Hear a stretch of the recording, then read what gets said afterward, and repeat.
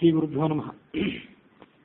ಆನಂದ ರಾಮಾಯಣದ ಮನೋಹರ ಕಾಂಡದ 10ನೆಯ ಸರ್ಗ ಇದು. ಚೈತ್ರ ಸ್ನಾನದ ಮಹತ್ವವನ್ನು ಅಲ್ಲಿ ನಾವು ಶ್ರವಣ ಮಾಡಿದ್ವಿ. 3 ಬಗೆ ಚೈತ್ರ ಸ್ನಾನವನ್ನು ಅಲ್ಲಿ ಹೇಳಿದರು. ಫಾಲ್ಗುಣ ಮಾಸದ ಹುಣ್ಣಿಮೆಯಿಂದ ಚೈತ್ರ ಮಾಸದ ಹುಣ್ಣಿಮೆಯ ತನಕ ಒಂದು, ಅಥವಾ ಫಾಲ್ಗುಣ ಮಾಸದ ಶುಕ್ಲ ಪಕ್ಷದ ದಶಮಿ ದಿವಸದಿಂದ ಚೈತ್ರ ಮಾಸದ ಶುಕ್ಲ ಪಕ್ಷದ ದಶಮಿ ತನಕ, ಅಥವಾ ಮೀನರಾಶಿಯನ್ನು ಸೂರ್ಯ ಯಾವಾಗ ಪ್ರವೇಶ ಮಾಡ್ತಾನೆ, ಯಾವಾಗ ಅಲ್ಲಿಂದ ನಿರ್ಗಮ ಮಾಡ್ತಾನೆ, ಅದನ್ನು ಅವಲಂಬಿಸಿಕೊಂಡು ಚೈತ್ರ ಸ್ನಾನವನ್ನು 3 ರೀತಿಯಾಗಿ ಅವರವರ ಸಂಪ್ರದಾಯ, ಅವರವರ ಅನುಕೂಲಕ್ಕೆ ತಕ್ಕಂತೆ ಯಾವುದು ಒಂದು ತಿಂಗಳು ಹೆಚ್ಚು ಕಡಿಮೆ, ಒಂದು ತಿಂಗಳಿಲ್ಲ, ವರ್ಷದಲ್ಲಿ ಒಂದೊಂದು ರಾಶಿ ಒಳಗೆ ಒಂದೊಂದು ತಿಂಗಳು ಸೂರ್ಯ, ಹಾಗಾಗಿ ಹೆಚ್ಚು ಕಡಿಮೆ ಒಂದು ತಿಂಗಳೇ ಆಗ್ತದೆ. ನನಗದ್ರ ಪೂರ್ಣ ಮಾಹಿತಿ ಇಲ್ಲ, ಅಂತೂ ಒಂದೊಂದು ರಾಶಿ ಒಳಗೆ ಒಂದೊಂದು ತಿಂಗಳು. ಸ್ನಾನಸ್ಯೈವಂ ತ್ರಯೋಭೇದಾಃ ಶಿಷ್ಯತೆ ಸಮುದೀರಿತಾಃ ಚೈತ್ರ ಶುಕ್ಲ ತೃತೀಯಾಯಾಃ ಯಾವದ್ ವೈಶಾಖ ಸಂಭವ.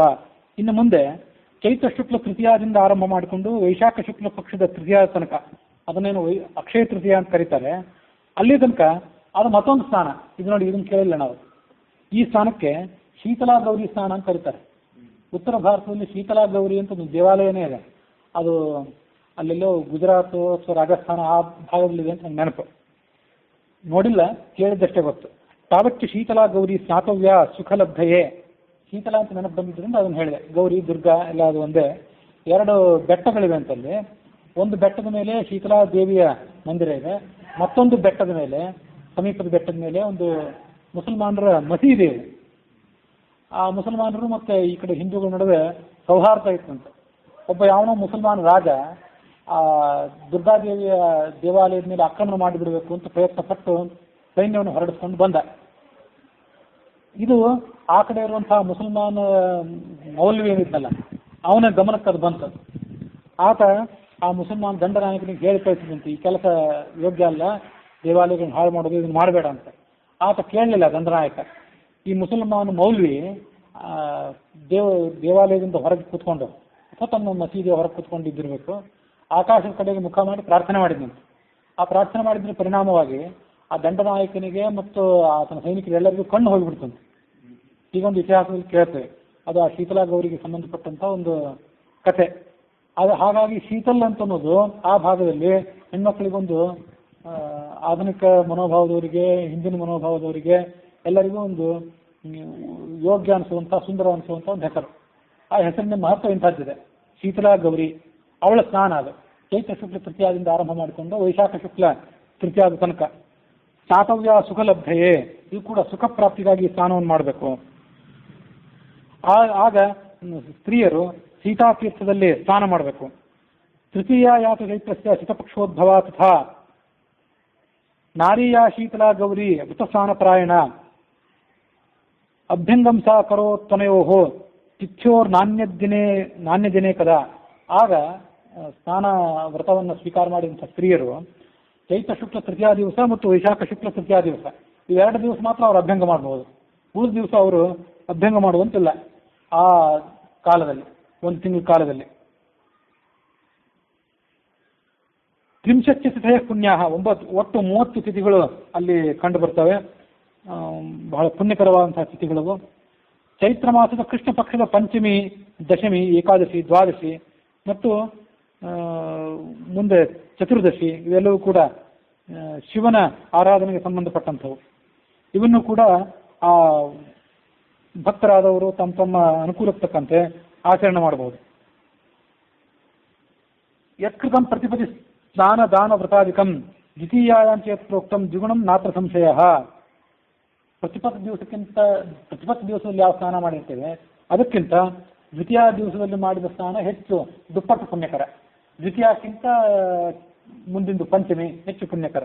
ಹೀಗೆ ಅವುಗಳಿಗೆ ದುಪ್ಪಟ್ಟು ಪುಣ್ಯ ಅಂತ ಹೀಗೆ ಶಾಸ್ತ್ರದ ನಿರ್ಣಯ ಇದೆ. ಚೈತ್ರ ಮಾಸಸ್ತು ಮಾಸಾನಾಂ ತತ್ರ ಪಕ್ಷ ಸಿತೋವರ. ಎಲ್ಲ ಮಾಸಗಳಲ್ಲಿ ಚೈತ್ರ ಮಾಸ ಶ್ರೇಷ್ಠ, ಅದರಲ್ಲಿ ಶುಕ್ಲ ಪಕ್ಷ ಹೆಚ್ಚು ಶ್ರೇಷ್ಠ. ಆ ಶುಕ್ಲ ಪಕ್ಷದಲ್ಲೂ ಕೂಡ ನವಮಿ ತಿಥಿ ಅಂತ ಅನ್ನೋದು ಹೆಚ್ಚು ಶ್ರೇಷ್ಠವಾದದ್ದು. ಯಾಕಂದ್ರೆ ರಾಮ ಅಲ್ಲಿ ಜನ್ಮ ತಾಳಿದವನಾದ್ರಿಂದ. ಈ ನವಮಿ ತಿಥಿಯಲ್ಲಿ ಉಪವಾಸ ಮಾಡಬೇಕು. ಉಪವಾಸ ಮಾಡದೆ ಅನ್ನವನ್ನು ಭಕ್ಷಣೆ ಮಾಡಿದರೆ ಆತ ನರಕ ಭಾಗಿ ಆಗ್ತಾನೆ ಅಂತನ್ನುವಂಥ ಮಾತೆಲ್ಲ ಬಂತು. ಆ ಮಾತಿಗೆ ಸಂಬಂಧಪಟ್ಟಂತೆ ಒಂದು ಸೂಕ್ಷ್ಮವನ್ನು ತಿಳ್ಕೊಳ್ಬೇಕು. ಈ ಕಲಿಯುಗದಲ್ಲಿ ಆ ಚೈತ್ರ ಶುಕ್ಲ ನವಮಿ ದಿವಸ ಉಪವಾಸ ಮಾಡಬೇಕಾದ್ರೆ ಕಡ್ಡಾಯ ಅಲ್ಲ. ಈಗ ನಮಗೆ ಕೃಷ್ಣಾವತಾರ ಸಮೀಪ ಆದ್ರಿಂದ ಕೃಷ್ಣ ಹುಟ್ಟಿದಂಥ ಶ್ರಾವಣ ಕೃಷ್ಣ ಅಷ್ಟಮಿಯೇ ಈಗ ನಮಗೆ ಉಪವಾಸದ ಗ್ರಾಹ್ಯ. ಕೃಷ್ಣಾವತಾರ ಆಗೋದಕ್ಕಿಂತ ಮೊದಲು ಇರುವಂಥ ಅವತಾರ ರಾಮಾವತಾರ.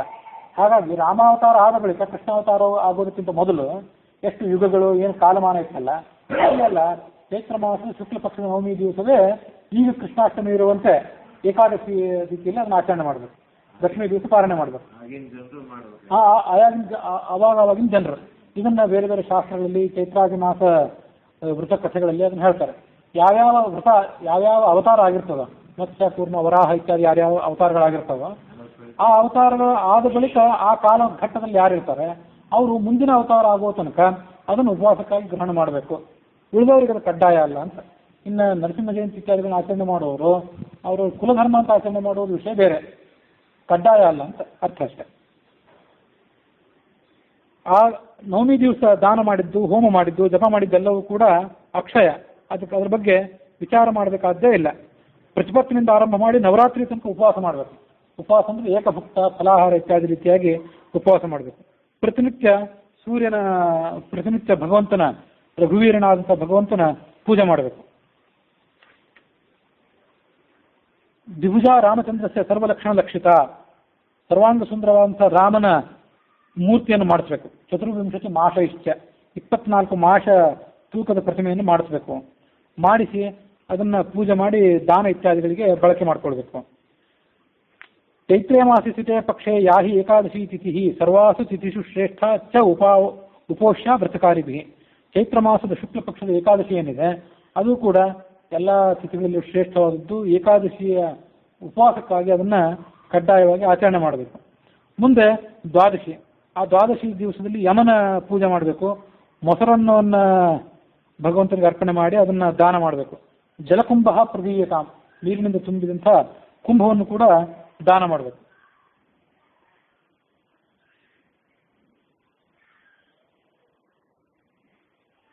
ಹೀಗೆ ಶ್ರೀ ಚೈತ್ರ ವ್ರತಕಥನಂ ಪಠಂತಿಯೇ ಭಕ್ತ್ಯ ಏವೈ ತದ್ವಿಜಯತಿ ವೈಷ್ಣವಾನ್ ವದಂತಿ ಯೇ ಸಮ್ಯಕ್ ವ್ರತಕರಣಾತ್ ಫಲಂ ಲಭಂತೆ ತತ್ಸರ್ವಂ ಕಲುಷ ವಿನಾಶನಂ ಲಭಂತೆ. ಈ ಚೈತ್ರ ಮಾಸದ ಮಹತ್ವವನ್ನು ಈ 10ನೇ ಸರ್ಗದಲ್ಲಿ ಹೀಗೆ ವರ್ಣನೆ ಮಾಡಿದರು.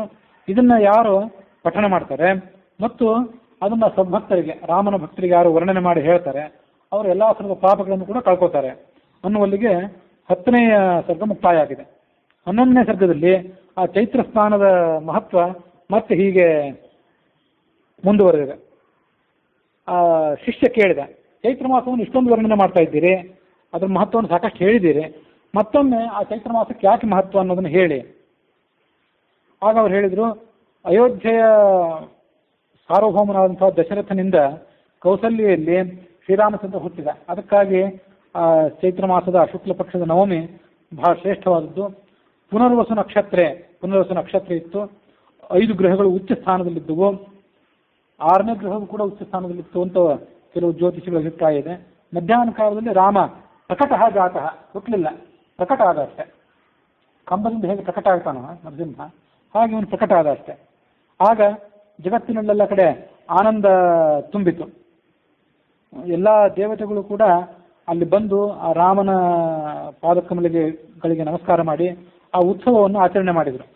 ಅದ್ಯ ಧನ್ಯಾವಯಂ, ಇವತ್ತು ನಾವು ಧನ್ಯರಾದೆವು, ನೀನು ಅವತಾರ ಮಾಡಿದೆ, ಇನ್ನ ರಾವಣಾದಿಗಳನ್ನು ಸಂಹಾರ ಮಾಡ್ತೀವಿ.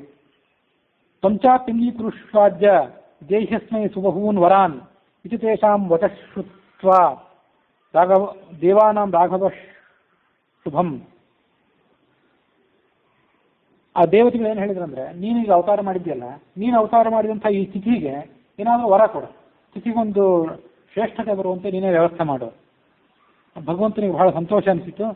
ಆಗ ಅವನು 3 ಲೋಕಕ್ಕೂ ಉಪಕಾರ ಆಗುವಂಥ ಒಂದು ಮಾತನ್ನು ಹೇಳಿದ. ಈ ಶುಭ ಸಂದರ್ಭದಲ್ಲಿ ನೀವು ನನ್ನನ್ನು ಪ್ರಾರ್ಥನೆ ಮಾಡಿದ್ದೀರಿ, ನನ್ನ ಮಾತನ್ನು ಕೇಳಿ. ಎಲ್ಲ ಮಾಸಗಳಲ್ಲಿ ಚೈತ್ರ ಮಾಸ ಶ್ರೇಷ್ಠ ಅಂತ ಅನಿಸ್ಕೋತದೆ. ವೈಶಾಖಕ್ಕಿಂತ ಕಾರ್ತಿಕ, ಕಾರ್ತಿಕಕ್ಕಿಂತ ಮಾಘ, ಮಾಘಕ್ಕಿಂತ ಮಾಘ ಮಾಸ ದ್ವರಶ್ಚಾಯಂ ಚೈತ್ರ ಮಾಸ, ಮಾಘ ಮಾಸಕ್ಕಿಂತ ಈ ಚೈತ್ರ ಮಾಸ ಹೆಚ್ಚು ಶ್ರೇಷ್ಠ. ಹುತಂ ಅಂದರೆ ಹೋಮ ಮಾಡಿದ್ದು, ದತ್ತಂ ಅಂದರೆ ದಾನ ಮಾಡಿದ್ದು, ಸ್ನಾನ ಮಾಡಿದ್ದು, ಜಪ ಮಾಡಿದ್ದು, ಇದೆಲ್ಲವೂ ಕೂಡ ಸೋಮಯಾಗೇನ ತಚ್ಚೈತ್ರೆ ಸ್ನಾನ ಮಾತ್ರತಃ. ಸೋಮಯಾಗ ಮಾಡಿದ್ರಿಂದ ಏನು ಮಹಾಫಲ ಬರಬೇಕು, ಅದನ್ನು ಈ ಮಾಸದಲ್ಲಿ ಪುಣ್ಯ ಕಾರ್ಯ ಮಾಡಿದ್ರಿಂದ ಪಡ್ಕೊಳ್ತೀರಿ.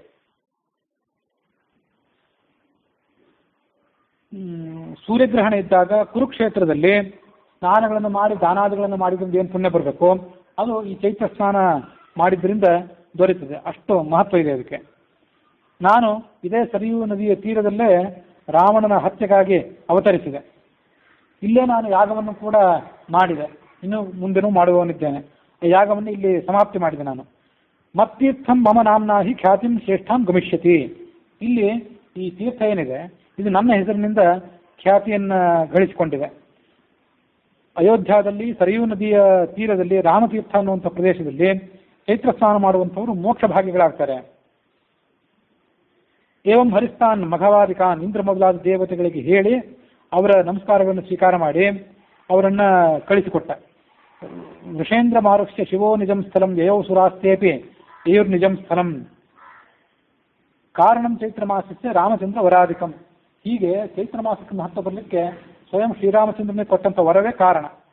ಆಗ ಶಿಷ್ಯ ಕೇಳಿದ, ಇಷ್ಟ ತನಕ ಇದರ ಮಹತ್ವವನ್ನು ಹೇಳಿದರೆ, ಈ ವ್ರತವನ್ನು ಮಾಡಿ ಪುಣ್ಯ ಭಾಗಿಗಳಾದವರು, ಸದ್ಗತಿಯನ್ನು ಪಡ್ಕೊಂಡವರು ಯಾರಾದರೂ ಇದ್ದರೆ ಆ ಮಹಾತ್ಮರ ಕಥೆಯನ್ನಷ್ಟು ಹೇಳಿಬಿಡಿ, ಭಾಗವತರ ಕಥೆಯನ್ನು ಕೇಳಿದಂತ ಆದೀತು ಅಂದ ಅವನು. ಆಗ ಅವ್ರು ಹೇಳಿದರು, ಒಳ್ಳೆಯ ಪ್ರಶ್ನೆಯನ್ನೇ ಕೇಳಿದ್ದೆ. ನನ್ನ ತಾತ, ನನ್ನ ತಂದೆಯಾದವನು, ಅಥವಾ ತಾತ ಅನ್ನೋ ಶಬ್ದಕ್ಕೆ ತಂದೆ ಅಂತಲೂ ಅರ್ಥ ಇದೆ, ಅಜ್ಜ ಅಂತಲೂ ಕೂಡ ಅರ್ಥ ಇದೆ. ನರಸಿಂಹ ಅನ್ನುವಂಥ ಹೆಸರಿನ ಒಬ್ಬ ಶ್ರೇಷ್ಠನಾದಂಥ ಬ್ರಾಹ್ಮಣ ಇದ್ದ. ತಂದೆ ಅಂತಲೇ ಇಲ್ಲಿ ವ್ಯಾಖ್ಯಾನದಲ್ಲಿ ಹೇಳ್ತಾರೆ. ಅವನದೊಂದು ನಿಯಮ ಇತ್ತು. ಪ್ರತಿನಿತ್ಯ ಒಬ್ಬ ಬ್ರಾಹ್ಮಣನನ್ನು ಕರೆಸಿ ಆತನಿಗೆ ಭೋಜನಾದಿಗಳನ್ನು ಮಾಡಿಸ್ತಿದ್ದ. ಆತ ಇದ್ದದ್ದು ಅಬ್ಜಕ ಕ್ಷೇತ್ರ ಅಂತ ಕರೀತಾರೆ, ಈ ನರಸಿಂಹ ಅನ್ನುವಂಥ ಬ್ರಾಹ್ಮಣ ಇದ್ದದ್ದು.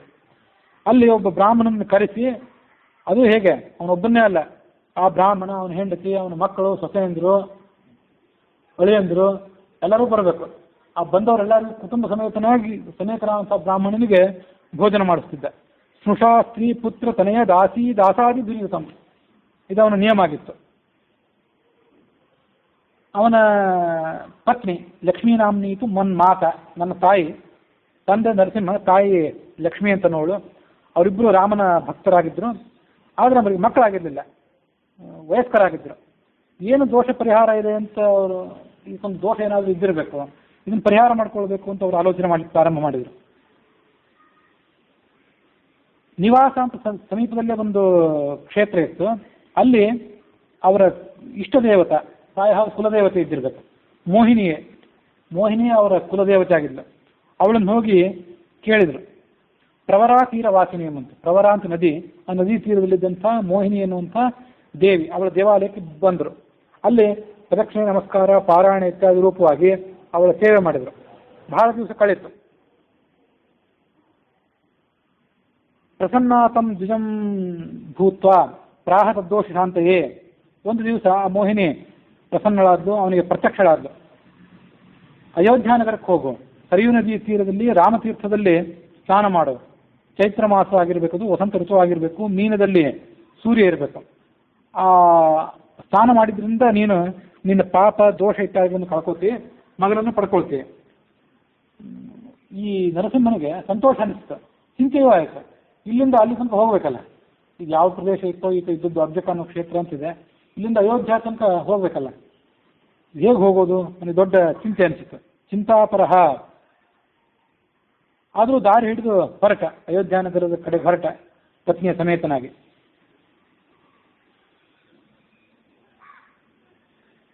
ಸ್ಖಲನ್ ಭಾರ್ಯಾಯಾಶ್ಚ ಕರೇ ಧೃತ್ವ ವೃದ್ಧಶ್ಚೈವಂ ಯಯೋದ್ವಿಜ. ಹೆಂಡತಿ ಕೈಯನ್ನು ಹಿಡ್ಕೊಂಡು ನಿಧಾನವಾಗಿ ಅಯೋಧ್ಯ ನಗರದ ಕಡೆಗೆ ಯಾತ್ರೆ ಹೊರಟ. ಗೋದಾವರಿ ತೀರ ಬಂತು. ಗೋದಾವರಿ ನದಿಯ ಪ್ರದೇಶದಲ್ಲಿ ಸ್ನಾನ ಮಾಡಿದ.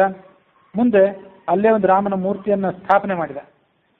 ಲೋಹದ ಮೂರ್ತಿ ತನ್ನ ಬಳಿಗೆ ಇದ್ದುದನ್ನು ಸ್ಥಾಪನೆ ಮಾಡಿರ್ಬೋದು, ಅಥವಾ ಶಿಲಾಮೂರ್ತಿಯೋ ಮರಳಿನ ಮೂರ್ತಿಯನ್ನು ಸ್ಥಾಪನೆ ಮಾಡಿರ್ಬೋದು. ಅದನ್ನು ಸ್ಥಾಪನೆ ಮಾಡಿ ಆ ಭಗವಂತನನ್ನು ಪೂಜೆ ಮಾಡಿದ. ಅವನ ಭಕ್ತಿಗೆ ಪ್ರಸನ್ನನಾಗಿ ಭಗವಂತ ಅಲ್ಲೇ ಬಂದ. ಹೇಳಿದ ಅವನಿಗೆ, ಅಯೋಧ್ಯೆ ತನಕ ಹೋಗಬೇಡ, ವಯಸ್ಕನಾಗಿದ್ದಿ, ಇಲ್ಲೇ ನೀನು ನನ್ನನ್ನು ಸೇವನೆ ಮಾಡು. ಇಲ್ಲೇ ಸಮೀಪದಲ್ಲಿ ಯೋಜನದ್ವಯ, 2 ಯೋಜನ ದೂರದಲ್ಲಿ ಪ್ರತಿಷ್ಠಾನ ಅನ್ನುವಂಥ ಒಂದು ಕ್ಷೇತ್ರ ಇದೆ. ಅದು ಗೋದಾವರಿ ನದಿಯ ಉತ್ತರ ತೀರದಲ್ಲಿದೆ. ಅದು ಅಲ್ಲಿ ರಾಮತೀರ್ಥ ಅಂತೊಂದು ಕ್ಷೇತ್ರ ಇದೆ, ತೀರ್ಥ ಇದೆ, ನನ್ನ ಹೆಸರಿನಿಂದ ಪ್ರಸಿದ್ಧವಾದದ್ದು. ಅಲ್ಲಿ ಹೋಗಿ ಸ್ನಾನ ಮಾಡು. ಅದೇ ಸಂದರ್ಭದಲ್ಲಿ ಚೈತ್ರ ಮಾಸ, ಮೀನದಲ್ಲಿ ರವಿ ಎಲ್ಲನೂ ಇದ್ದಂಥ ಸಮಯವನ್ನು ಹುಡುಕಿಕೊಂಡು ಇದೇ ಗೋದಾವರಿ ನದಿಯಲ್ಲೇ ಸ್ನಾನ ಮಾಡು, ಆ ಪ್ರತಿಷ್ಠಾನಗರದಲ್ಲಿ. ಅದ್ರ ಮೂಲಕ ನೀನು ನಿನ್ನ ಸದ್ಗತಿಯನ್ನು ನೀನು ನಿನ್ನ ಅಪೇಕ್ಷೆಯನ್ನು ಈಡೇರಿಸ್ಕೊಳ್ತೀಯ. ಪಾಪಕ್ಷಯ, ಪುತ್ರ ಲಾಭ ಎಲ್ಲ ಆಗ್ತದೆ. ಹೀಗೆ ಹೇಳಿ ಆ ರಘುವೀರ ಅಲ್ಲೇ ಅದೃಶ್ಯನಾದ. ಮುಂದೆ ಆ ಪ್ರತಿಷ್ಠಾನ ನಗರಕ್ಕೆ ಹೋದ ಈ ನರಸಿಂಹ ಅನ್ನುವಂಥ ಬ್ರಾಹ್ಮಣ. ಚೈತ್ರ ಸ್ನಾನವನ್ನು ಮಾಡಿದ. ಸೂರ್ಯೋದಯದಲ್ಲಿ ಎದ್ದ, ಶೌಚಾದಿಗಳನ್ನು ಮುಗಿಸಿಕೊಂಡು ಸ್ನಾನ ಮಾಡಿ ರಾಮತೀರ್ಥೆ ಸರಿಯೂ ಸಂಘ ಸಮನ್ವಿತೆ, ಅದಕ್ಕೆ ಸರಿಯೂ ನದಿಯ ಸನ್ನಿಧಾನ ಇತ್ತು ಅಂತ ಈಗ ಅರ್ಥ ಮಾಡಬೇಕು. ಸರಿಯೂ ನದಿನೇ ಅಲ್ಲಿ ಬಂದೇನು ಸೇರಿಕೊಂಡಿರುವಂಥ ಸಾಧ್ಯತೆ ಇಲ್ಲ. ಸರಿಯೂ ಸಂಘ ಸಮನ್ವಿತೆ ರಾಮತೀರ್ಥೆ ಅಂತಿದೆ. ಸರಿಯೂ ನದಿಯ ಸನ್ನಿಧಾನ ಅಂತ ಅರ್ಥ ಮಾಡ್ಬೋದು ಅಂತ ಕಾಣಿಸ್ತದೆ. ಅಲ್ಲೇ ಸ್ವರ್ಣಗಿರಿ ಅಂತಿದೆ. ಆ ಸ್ವರ್ಣಗಿರಿಯಲ್ಲಿ ರಾಮಚಂದ್ರನನ್ನು ಪೂಜೆ ಮಾಡಿದ ಮತ್ತು ಆ ಸ್ವರ್ಣಗಿರಿ ಇಡೀ ಪರ್ವತಕ್ಕೆ ಪ್ರದಕ್ಷಿಣೆ ಹಾಕಿದ. 9 ಪುಷ್ಪಗಳನ್ನು ರಾಮನಿಗೆ ಅರ್ಪಣೆ ಮಾಡಿದ, ನೈವೇದ್ಯಗಳನ್ನು ಅರ್ಪಣೆ ಮಾಡಿದ. ಚೈತ್ರ ಶುಕ್ಲ ತೃತೀಯದಿಂದ ಆರಂಭ ಮಾಡಿಕೊಂಡು ವೈಶಾಖ ಶುಕ್ಲ ತೃತೀಯ ತನಕ ಆ ಶೀತಲಾ ಗೌರಿ ಅಂತೇನಿದೆ ಅಲ್ಲಿ ತನಕ ಆತ ಪತ್ನಿಯ ಸಮೇತನಾಗಿ ಸೇವೆ ಮಾಡಿದ.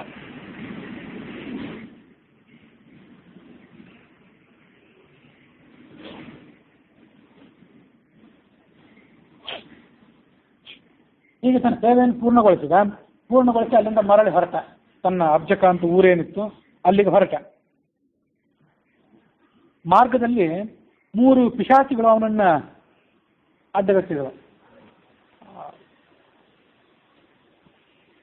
ಆಗ ಶಿಷ್ಯ ಕೇಳಿದ, ಅದೇನು ಆ ಪಿಶಾಚಿಗಳು ಯಾರು, ಯಾಕೆ ಅವರಿಗೆ ಪಿಶಾಚಿ ಜನ್ಮ ಬಂದಿತ್ತು, ಅದನ್ನೆಲ್ಲ ವಿಸ್ತಾರವಾಗಿ ಹೇಳಿ. ಆಗ ಆ ರಾಮದಾಸರ ಗುರುಗಳು ಹೇಳಿದರು, ರಂಭಾ ಅಂತ ಒಬ್ಬಳು ಶ್ರೇಷ್ಠ ಅಪ್ಸರೆ ಇದ್ದು, ಆಕೆ ಒಮ್ಮೆ ಚೈತ್ರ ಮಾಸದಲ್ಲಿ ಸರಿಯೂ ನದಿಯ ಪುಣ್ಯ ಜಲದಲ್ಲಿ ಸ್ನಾನ ಮಾಡಿದ್ಲು. ಸ್ನಾನ ಮಾಡಿ ಕೈಯಲ್ಲಿ ಒಂದು ಕುಂಭವನ್ನು ಇಟ್ಕೊಂಡು ಆ ಕುಂಭದಲ್ಲಿ ನೀರನ್ನು ತುಂಬಿಸ್ಕೊಂಡು ಒದ್ದೆ ವಸ್ತ್ರದಿಂದಲೇ ಆಕಾಶ ಮಾರ್ಗ ಮೂಲಕವಾಗಿ ರಾಮೇಶ್ವರದ ಕಡೆಗೆ ಹೊರಟ. ಆ ನೀರನ್ನು ತಗೊಂಡು ಅಲ್ಲೇ ಅಭಿಷೇಕ ಮಾಡಬೇಕು ಅನ್ನೋ ಕಾರಣಕ್ಕಾಗಿ. ರಾಮೇಶ್ವರಂ ಸೇತೌ ದೃಷ್ಟುಂ ಮೌನೇನ ಸಾ ಜವಾತ್ ಯಾವ ಆಕಾಶ ಮಾರ್ಗೇಣ ಪಿಶಾಚ ಯತ್ನತೆ ತ್ರಯಃ. ಆಕಾಶ ಮಾರ್ಗದಿಂದ ಹೋಗುವಾಗ ಕೆಳಗ ಪಿಶಾಚಿಗಳು ಒಂದು ಸ್ಥಳದಲ್ಲಿ ಇದ್ದವು.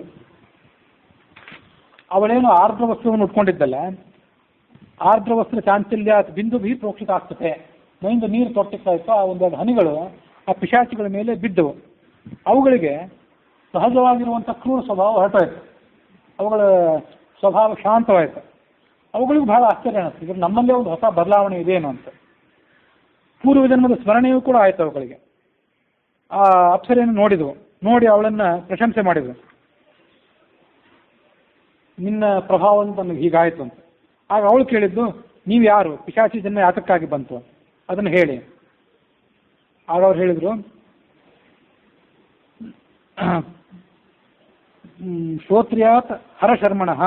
ಹರ ಅಂತ ಒಬ್ಬ ಬ್ರಾಹ್ಮಣ ಇದ್ದ, ಅವನ ಪತ್ನಿ ವಿರಜಾ ಅಂತ ಒಬ್ಬಳು. ಅವರು ಆ 2 ದಂಪತಿಗಳ ಮಕ್ಕಳು, ನಾವು 2 ಗಂಡಸರು.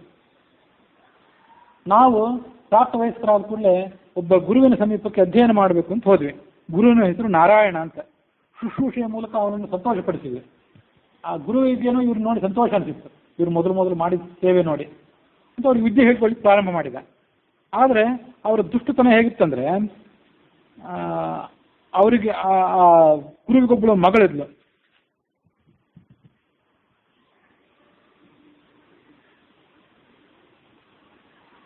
ಆ ಸುಂದರಿಯಾದಂಥ ಮಗಳನ್ನು ನೋಡಿ ಇವರಿಬ್ಬರು ಮೋಹ ಹೊಂದಿದ್ರು.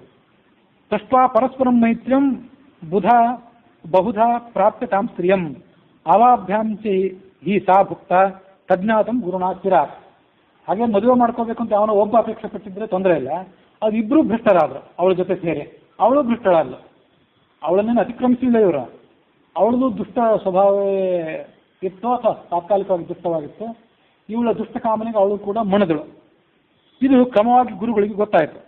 ಗುರುಗಳು ನಮಗೆ ಶಾಪ ಕೊಟ್ಟರು, ಪಿಶಾಚಿಗಳಾಗಿ ಬಿಡ್ರಿ ಅಂತ. ಅವಳಿಗೂ ಶಾಪ ಕೊಟ್ಟರು, ನೀನು ಪಿಶಾಚಿಯಾಗಿ 3 ಜನ ಪಿಶಾಚಿಗಳಾಗಿ ಸಂಚಾರ ಮಾಡ್ತಾ ಇರ್ರಿ. ನಾವು ಮುನಿಗಳನ್ನ ಗುರುಗಳನ್ನ ಮತ್ತೆ ಪ್ರಸನ್ನನನ್ನಾಗಿ ಮಾಡಿದ್ವು, ಶಾಪದ ಪರಿಹಾರ ಹೇಳಿ ಅಂತ. ಆಗ ಅವ್ರು ಹೇಳಿದ್ರು, ಚೈತ್ರ ಮಾಸದಲ್ಲಿ ನರಸಿಂಹ ಅನ್ನುವಂಥ ಒಬ್ಬ ಬ್ರಾಹ್ಮಣ ಕಾಡಿನಲ್ಲಿ ನಿಮಗೆ ಭೇಟಿ ಆಗ್ತಾನೆ, ತಾನು ಚೈತ್ರ ಸ್ನಾನ ಮಾಡಿದ ಪುಣ್ಯ ನಿಮಗೆ ಅಷ್ಟು ಕೊಡ್ತಾನೆ, ಕೊಟ್ಟು ನಿಮ್ಮನ್ನು ಉದ್ಧಾರ ಮಾಡ್ತಾನೆ, ಅಲ್ಲಿ ತನಕ ಹೀಗೆ ಇರಿ ನೀವು ಅಂತ ಗುರುಗಳು ಹೇಳಿದರು. ಹೀಗೆ ನಮಗೆ ಉದ್ಧಾರದ ಕಾಲ ಬಂದಿರಬೇಕು, ಅದಕ್ಕಾಗಿ ನಮ್ಮ ಕ್ರೂರ ಸ್ವಭಾವ ಹೋಗಿದೆ. ನೀನು ಸ್ನಾನ ಮಾಡಿ ಹೋಗ್ತಿದ್ದಾಗ, ಅಂದರೆ ರಂಭೆ ಅನ್ನುವಂಥ ಅಪ್ಸರೆ, ನಿನ್ನ ಮೈ ಮೇಲಿನ ಒಂದೆರಡು ನೀರಿನ ತುಣುಕುಗಳು ನಮ್ಮ ಮೇಲೆ ಬಿದ್ದು ನಮ್ಮನ್ನು ಪ್ರಸನ್ನ ಚಿತ್ರನಾಗಿ ಮಾಡಿವೆ. ಆಗ ಅವಳು ಹೇಳಿದ್ದು, ಇವರಿಗೂ ಈಗ ಈ ಶಾಪ ಮೋಚನ ಸಂದರ್ಭ ಸಮೀಪ ಬಂದಿರಬೇಕು ಅಂತ. ಆ 3 ಜನ ಪಿಶಾಚಿಗಳಿಗೆ ಸಮಾಧಾನ ಮಾಡಿ ಅವಳು ಅಲ್ಲಿಂದ ರಾಮೇಶ್ವರ ಕ್ಷೇತ್ರಕ್ಕೆ ಹೊರಟೋದ್ಲು. ಹೀಗೆ ಈ ಕಡೆ ಈ ನರಸಿಂಹ ಅನ್ನುವಂಥ ಬ್ರಾಹ್ಮಣ ತನ್ನ ಊರಿನಿಂದ ಸಂತಾನಕ್ಕಾಗಿ ಹಂಬಲಿಸ್ತಾ ಈ ಗೋದಾವರಿ ನದಿ ತೀರಕ್ಕೆ ಬಂದು ಅಲ್ಲಿ ಸ್ನಾನಾದಿಗಳನ್ನು ಮುಗಿಸಿ ಮರಳಿ ಹೊರಟಿದ್ದ. ಆಗ ಇವನಿಗೆ ಮತ್ತೆ ಪಿಶಾಚಿಗಳ ಭೇಟಿ ಆಯಿತು. ನೈಜಂ ವೃತ್ತಂ ಸಮಸ್ತಂ ಹಿ ಶಾಪಶ್ಚಾಪಿ ವಿಮೋಕ್ಷಣಂ. ಆ 3 ಪಿಶಾಚಿಗಳು ಈ ಬ್ರಾಹ್ಮಣನಿಗೆ ತಮ್ಮ ಸಂಗತಿಯನ್ನು ಹೇಳ್ಕೊಂಡವು, ಹೀಗೀಗ ನಮ್ಮ ಹಿನ್ನೆಲೆ ಇದೆ, ನಮ್ಮನ್ನು ನೀನು ಉದ್ಧಾರ ಮಾಡಬೇಕು. ಆಗ ಅವನು ಹೇಳಿದ, ನೀವೇನು ಚಿಂತೆ ಮಾಡಬೇಡಿ, ನಿಮ್ಮನ್ನು ಉದ್ಧಾರ ಮಾಡುವ ಭಾರ ನನ್ನದು. ಹಿಂದೆ ಶಂಭು ಅನ್ನುವ ಹೆಸರಿನ ಒಬ್ಬ ಬ್ರಾಹ್ಮಣ ಒಬ್ಬ ರಾಕ್ಷಸನನ್ನು ರಾಕ್ಷಸ ಜನ್ಮದಿಂದ ಬಿಡಿಸಿದ್ದ, ಅದಂತೆ ನಾನು ಬಿಡಿಸ್ತೇನೆ ಅಂತ ಇವನು. ಆಗ ಅವರಿಗೆ ಆ ಪಿಶಾಚಿಗಳಿಗೆ ಮತ್ತಷ್ಟು ಆಶ್ಚರ್ಯ, ಅದ್ಯಾರೋ ಆ ಶಂಭು ಬ್ರಾಹ್ಮಣ ಯಾರು, ಆ ಕಥೆಯನ್ನು ಹೇಳಿ ಆಮೇಲೆ ನಮ್ಮನ್ನು ಉದ್ಧಾರ ಮಾಡುವ. ಶಿವಕಾಂಚಿ ಅಂತ ಒಂದು ನಗರ, ಆ ನರಸಿಂಹ ಅದನ್ನು ಕಥೆಯನ್ನು ಹೇಳಲಿಕ್ಕೆ ಪ್ರಾರಂಭ ಮಾಡಿದ. ಶಂಭು ಅಂತ ಅವನ ಹೆಸರು. ಅವನು ಶಂಭುನಾಮ ಚಿರಂ ಕಾಲಂ ತಸ್ಥೌ ಸಚ ಸ್ವಭಾರ್ಯಯ. ಏಕಾಂಬರ ಶಿವಾಂತಿಕೆ, ಏಕಾಂಬರೇಶ್ವರ ಅಂತ ಪ್ರದೇಶ, ರಾಮನ ತೀರ್ಥಯಾತ್ರಾ ಸಂದರ್ಭದಲ್ಲಿ ಆ ಏಕಾಂಬರೇಶ್ವರ ಅನ್ನುವಂಥ ಆ ಕಾಂಚೀನಗರದ ಈಶ್ವರನ ದೇವಾಲಯದ ಬಗ್ಗೆ ಹೇಳಿದ್ದೆ. ಆ ಏಕಾಂಬರೇಶ್ವರನ ದೇವಾಲಯದಲ್ಲಿ ಒಂದು ಪುರಾಣ ಪ್ರವಚನ ನಡೆದಿತ್ತು. ನಡೆದಾಗ ಆ ಪೌರಾಣಿಕ, ಅಂದರೆ ಪುರಾಣ ಹೇಳುವಂಥ ವಿದ್ವಾಂಸ ಚೈತ್ರ ಮಾಸದ ಮಹತ್ವವನ್ನು ವರ್ಣನೆ ಮಾಡ್ತಿದ್ರು. ಇವರಿಬ್ಬರು ಕೂಡ ಒಂದು ಕೇಳಿದ್ರು, ಕೇಳಿ ಆ ಚೈತ್ರ ಮಾಸ ಸ್ನಾನ ಮಾಡೋಣ ನಾವು ಕೂಡ, ನಮಗೂ ಪುಣ್ಯ ಸಿಗಬೇಕು ಅಂತ ಆಲೋಚನೆ ಮಾಡಿದರು. ಮನೆಯಿಂದ ಹೊರಟರು, ಬ್ರಾಹ್ಮಣ ಮತ್ತು ಅವನ ಪತ್ನಿ ಇಬ್ಬರು ಕೂಡ ಗಂಗಾ ನದಿಯನ್ನು ದಾಟಿದ್ರು. ತಾವದೃಷ್ಟೋ ಹಿ ಭಿಲ್ಲೇನ ಕರ್ಕಶಾಖಿಯೇನ ಕಾಣನೆ. ಈಗ ಅವರು ಸಂಚಾರ ಮಾಡ್ತಾ ಹೋದಾಗ ಅಲ್ಲೊಬ್ಬ ಬೇಡರವನು ಅವರಿಗೆ ಭೇಟಿಯಾದ, ಆ ಇಬ್ಬರು ಗಂಡ ಹೆಂಡತಿಗೆ. ಆತನ ಹೆಸರು ಕರ್ಕಶ ಅಂತ. ಅವನೇನು ಮಾಡಿದ, ಇವರನ್ನ ಅಡ್ಡಗಟ್ಟಿ ಅವರನ್ನ ಕಟ್ಟಿ ಹಾಕಿ ಅವ್ರ ಬಳಿಯಲ್ಲಿರುವಂಥದನ್ನೆಲ್ಲ ಕಿತ್ಕೊಂಡ, ಅವರಲ್ಲಿರುವಂಥ ಅಲ್ಪ ಸ್ವಲ್ಪ ವಸ್ತುಗಳನ್ನೆಲ್ಲ. ತಸ್ಮಿನ್ ದಶ ಸವ್ಯಾಸು ದಶ ರಂಭಾಫಲಾನಿ ವೈ. 10 ಬಾಳೆಹಣ್ಣುಗಳಿದ್ದವು, ಅಪಕ್ವಾನಿ ಅತಿ ಶುಷ್ಕಾಣಿ, ಇನ್ನೂ ಅವು ಹಣ್ಣಾಗಿರಲಿಲ್ಲ, ಮತ್ತು ಹಣ್ಣಾಗೋಕ್ಕಿಂತ ಮೊದಲೇ ಅವು ಬಾಡಿ ಹೋಗಿದ್ವು ಬಿಸಿಲಿಗೆ ಇತ್ಯಾದಿ ಕಾರಣಕ್ಕಾಗಿ. ಅವನೇನು ಮಾಡಿದ, ಈ ಒಣಗಿ ಹೋಗಿರುವಂಥ ಇನ್ನೂ ಹಣ್ಣಾಗದಿರುವಂಥ ಹಣ್ಣುಗಳನ್ನು ನಾನು ತೊಗೊಂಡು ಏನು ಮಾಡಬೇಕು, ಇವ್ರ ಬಳಿ ಇರುವಂಥ ಉಳಿದು ದನ ಕನಕಾದಿಗಳನ್ನು ನಾನು ಕಿತ್ಕೊಂಡಿದ್ದೇನೆ, ಈ ಹಣ್ಣನ್ನು ಇವರಿಗೆ ಕೊಟ್ಟು ಬಿಡ್ತೇನೆ ಅಂತ ಆಲೋಚನೆ ಮಾಡಿದ. ಅಂತ ಆಲೋಚನೆ ಮಾಡಿ ಈ ಬ್ರಾಹ್ಮಣನಿಗೆ ಹೇಗೂ ಹಸಿವಾಗಿದೆ, ಇವನಿಗೆ ಕೊಟ್ಟು ಬಿಡೋಣ ಅಂತ ಆಲೋಚನೆ ಮಾಡಿ ಹಣ್ಣನ್ನು ಅವರಿಗೆ ಕೊಟ್ಟ. ಆ ಬ್ರಾಹ್ಮಣ ಮತ್ತು ಅವನ ಪತ್ನಿ ಇಬ್ಬರು ಹಸಿದಿದ್ರು, ಅದನ್ನು ತಿಂದು ಸಂತೋಷಪಟ್ಟರು.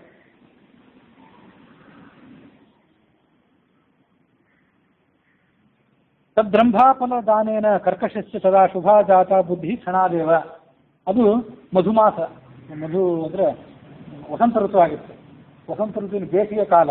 ಬಾಳೆಹಣ್ಣು ದಾನ ಮಾಡಿದ್ರಿಂದ ಆ ಬೇಡನ ದುರ್ಬುದ್ಧಿ ಹೋಗಿ ಅವನಿಗೂ ಒಂದು ಶಾಂತವಾದಂಥ ಬುದ್ಧಿ ಬಂತು, ಸಾತ್ವಿಕ ಬುದ್ಧಿ ಬಂತು. ಆ ಸಾತ್ವಿಕ ಬುದ್ಧಿ ಬಂದ ಕೂಡಲೇ ಅವನು ಸಮಾಗತಂ ಚಾತ್ರ ಕುತಸ್ಥ ಪೃಷ್ಟವಾನ್ ವಿಪ್ರಂ ಸವೈ ಪ್ರಾಹ ವನೇಚ ಕರ್ಕಶಂ. ಕೇಳಿದ ಅವನು, ಎಲ್ಲಿ ಹೊರಟಿದ್ದೀನಿ ನೀವು ಅಂತ ಗಂಡ ಹೆಂಡತಿನ ಕೇಳಿದ ಆ ಬೇಡರವನು. ಶಂಭು ಹೇಳಿದ, ನಾವಿಬ್ಬರು ಕಾಂಚೀನಗರದವರು, ಅಯೋಧ್ಯ ನಗರದ ಕಡೆ ಹೊರಟಿದ್ದೇವೆ, ಚೈತ್ರ ಸ್ನಾನ ಮಾಡಬೇಕಂತ ಅಪೇಕ್ಷೆ ಇದೆ ನಮಗೆ, ಸರಿಯೂ ನದಿಗೆ ಹೋಗಿ ಅಲ್ಲಿ ಸ್ನಾನ ಮಾಡ್ತೀವಿ. ನನಗೆ ಮತ್ತಷ್ಟು ಆಶ್ಚರ್ಯ, ಅದೇನು ಸ್ನಾನ ಮಾಡಿದ್ರಿಂದ ಅದೇನು ದೊಡ್ಡ ಪುಣ್ಯ ಬರೋದು, ಮನೆಯಲ್ಲಿ ಸ್ನಾನ ಮಾಡೋದು ಬಿಟ್ಟು ತೀರ್ಥಕ್ಷೇತ್ರವನ್ನು ಹುಡುಕಾಡ್ಕೊಂಡು ಹೋಗಿ ಸ್ನಾನ ಮಾಡೋದ್ರಿಂದ ಬರಬೇಕಾದ ಪುಣ್ಯ ಏನಿದೆ. ಆಗ ಬ್ರಾಹ್ಮಣ ಆ ಕರ್ಕಶನಿಗೆ ವಸಂತ ಋತುವಿನಲ್ಲಿ ಚೈತ್ರ ಮಾಸದಲ್ಲಿ ಸರಿಯೂ ನದಿ ತೀರದಲ್ಲಿ ಮಾಡಬೇಕಾದ ಸ್ನಾನ, ಅದರ ನಿಯಮಗಳು ಇತ್ಯಾದಿಗಳನ್ನು ವಿಸ್ತಾರವಾಗಿ ಹೇಳಿದೆ. ಅಂತೆ ಮೋಕ್ಷೋಪಿ ಭೋ ಬಿಲ್ಲ, ಬೇಡರವನೇ ಕೊನೆಗೆ ಮೋಕ್ಷನೂ ಸಿಗ್ತದೆ, ಅದು ಉಳಿದ ಫಲಗಳೇನು, ಮೋಕ್ಷನೂ ಸಿಗ್ತದೆ ಅಂದ. ಆ ಪಪ್ರಿತ್ಯ ಕೇಳಿದ, ಅದೇನು ಮೋಕ್ಷ ಅಂತಿರಲ್ರಿ, ಅದೇನು ಹೇಳಿಬಿಡಿ ಒಂದು ಸ್ವಲ್ಪ. ಅದೇನು ಮೋಕ್ಷ ಅಂತ ಬೇರೆ ಯಾವುದೋ ಊರು ಮತ್ತೊಂದೇನೋ ವಸ್ತು ಅಂತ ತಿಳ್ಕೊಂಡಿದ್ದಿರ್ಬೇಕು ಅವನು. ನಾನು ಕೇಳಿದ ಮೋಕ್ಷ ಅಂದ್ರೆ ಏನು ಅಂತ. ಕೃಪಾಂತಸ್ವ ಮಮೋಪರಿ, ನನ್ನೇನು ದಯಮಾಡಿ ಆ ಮೋಕ್ಷ ಅಂದ್ರೆ ಏನು ಅಂತ ಹೇಳಿ ಅಂತ ಕೇಳ್ಕೊಂಡ. ಬದಲಾವಣೆ ಆಗಿತ್ತು. ಈ ಬ್ರಾಹ್ಮಣನಿಗೆ ಮತ್ತಷ್ಟು ಆಶ್ಚರ್ಯ. ಹೆಂಡತಿಗೆ ಹೇಳಿದ, ನೋಡು ಎಂಥ ಆಶ್ಚರ್ಯ ಇದು, ಬಾಳೆಹಣ್ಣು ದಾನ ಮಾಡಿದ. ಹಣ್ಣು ದಾನ ಮಾಡಿದ್ದಕ್ಕೆ ಅವನಿಗೊಂದು ಸ್ವಲ್ಪ ದುರ್ಬುದ್ಧಿ ಹೋಗಿ ಒಳ್ಳೆ ಒಳ್ಳೆ ವಿಚಾರಗಳನ್ನು ತಿಳ್ಕೊಳ್ಬೇಕು, ಸಾತ್ವಿಕ ವಿಚಾರಗಳನ್ನು ಅವಗಾಹನೆ ಮಾಡಬೇಕು ಅಂತ ಸದ್ಬುದ್ಧಿ ಬಂತಲ್ಲ, ಪ್ರತ್ಯಕ್ಷ ಸಿದ್ಧವಾಗಿದೆ ಇದು ನೋಡು ಅಂತ ಹೆಂಡತಿಗೆ ಹೇಳಿದ. ಈತ ಸ್ವಯಂ ಬಿಲ್ಲ ಜಾತಿ ಏನಾದವನು ಇಂಥ ವಿಚಿತ್ರವಾದಂಥ ಪ್ರಶ್ನೆ ಮಾಡ್ತಿದ್ದಾನೆ, ಮೋಕ್ಷ ಅಂದ್ರೆ ಏನು ಅಂತ ಕೇಳ್ತಿದ್ದಾನೆ. ಏನೇ ಇಲ್ಲ, ಅವನು ಸದ್ಬುದ್ಧಿ ಬಂದಿದೆ, ಅದು ಸ್ವರೂಪ ಹೇಳ್ತೇನೆ ಅಂತಂದ. ಯಥೋ ನಾಸ್ತಿ ಪುನರ್ಭವ, ಮೋಕ್ಷ ಅಂದ್ರೆ ಬೇರೆ ಏನಲ್ಲ. ಈಗ ನಾವು ಸತ್ತ ಮೇಲೆ ಮತ್ತೆ ಹುಟ್ಟಿ ಬರ್ತೇವೆ. ನಮ್ಮ ಸಾಧನೆ ಪಕ್ವ ಆದ್ಮೇಲೆ ಮತ್ತೆ ಹುಟ್ಟಿ ಬರದೇ ಇರೋದೇ ಮೋಕ್ಷ. ಅದಕ್ಕಾಗಿ ನಮ್ಮೆಲ್ಲರ ಪ್ರಯತ್ನ. ತಸ್ಯ ಪ್ರಾಪ್ತಿ ಯಥಾಶ್ಚಾನ್ಮೇ ತನ್ನೇ ವದ ದ್ವಿಜೋತ್ತಮ, ನನಗೂ ಮೋಕ್ಷ ಸಿಗಬೇಕು, ಏನ್ ಮಾಡಬೇಕು ಹೇಳಿ ಅಂದ. ಅದು ಬೇಡ್ರವನು. ಶೃಣು ಕರ್ಕಶ ತತ್ಪ್ರಾಪ್ತಿ ಯಥಾಶ್ಚಾತ್ ತದ್ವದಾಮಿತೆ. ಅದಕ್ಕೆ ಏನು ಮಾಡಬೇಕು ಅಂದರೆ, ಹೆಂಡತಿ, ಮಕ್ಕಳು, ಮನೆ, ನಮ್ಮ ಆಸ್ತಿ ಇತ್ಯಾದಿಗಳ ಮೇಲೆ ಏನು ಪ್ರೀತಿ ಇರ್ತದೆ ಅದನ್ನು ಮುಕ್ತ ಬಿಟ್ಟುಕೊಟ್ಟು ಜನಾರ್ದನನನ್ನು ಹಗಲು ರಾತ್ರಿ ಸ್ಮರಣೆ ಮಾಡಬೇಕು. ಆತ್ಮಾನಂ ಬಹುಪುಣ್ಯೋಗೈ ನಿರ್ಮಲೀಕೃತ ಮಾನಸಂ, ದೇಹ ಮನಸ್ಸು ಆತ್ಮನನ್ನ ಪವಿತ್ರವನ್ನಾಗಿ ಮಾಡ್ಕೊಳ್ಬೇಕು ಧಾರ್ಮಿಕ ಚಟುವಟಿಕೆಗಳ ಮೂಲಕ. ಆ ಭಗವಂತನಲ್ಲೇ ನಮ್ಮ ಮನಸ್ಸು ಲಗ್ನವಾಗಬೇಕು. ಹಾಗಾಗಿಬಿಟ್ರೆ ಮುಕ್ತೋ ನೇತರೋ ಜನಃ, ಆಗ ಆ ಮನುಷ್ಯ ಮುಕ್ತನಾಗ್ತಾನೆ, ಮತ್ತೆ ಸಂಸಾರಕ್ಕೆ ಮರಳಿ ಬರೋದಿಲ್ಲ. ಆ ಬೇಡ್ರವನ ಕೈಯಲ್ಲಿದ್ದು ಧನಸ್ಸನ್ನ ಕೆಳಗೆ ಬಿಸಾಕಿದೆ. ಅಲ್ಲಿ ತನಕ ಧನಸ್ಸು ಬಾಣ ಎರಡು ಕೈಯಲ್ಲೇ ಇದ್ದು ಕೆಳಗೆ ಬಿಸಾಕಿದೆ. ಬ್ರಾಹ್ಮಣನ ಪಾದಕ್ಕೆ ಬಿದ್ದ, ರಕ್ಷಣೆ ಮಾಡು ಅಂತ ಕೇಳ್ಕೊಂಡ, ಉದ್ಧಾರ ಮಾಡು ಅಂತ ಕೇಳ್ಕೊಂಡ. ಇದೇ ಸಂದರ್ಭದಲ್ಲಿ ಒಬ್ಬ ರಾಕ್ಷಸ ಅಲ್ಲಿಗೆ ಬಂದ. ಭಯಂಕರ ಶಬ್ದದಿಂದ ಈ 3 ಜನ ಇದ್ದಲ್ಲಿ ಆತ ಬಂದ. ಈ 3 ಜನ ಅವನು ನೋಡಿ ಹೆದರಿ ಓಡ್ಲಿಕ್ಕೆ ಪ್ರಾರಂಭ ಮಾಡಿದ್ರು. ಎಷ್ಟೇ ಬೇಡ್ರವನಾದ್ರು ರಾಕ್ಷಸನ ಮುಂದೆ ಇವನು ಪರಾಕ್ರಮ ಎಂತದ್ದು. 3 ಜನ ಓಡ್ಲಿಕ್ಕೆ ಪ್ರಾರಂಭ ಮಾಡಿದ್ರು. ರಾಕ್ಷಸ ಹತ್ತಿರಕ್ಕೆ ಬಂದ. ಈ ಶಂಭು ಸುಮ್ಮನೆ ಇರಲಿಲ್ಲ.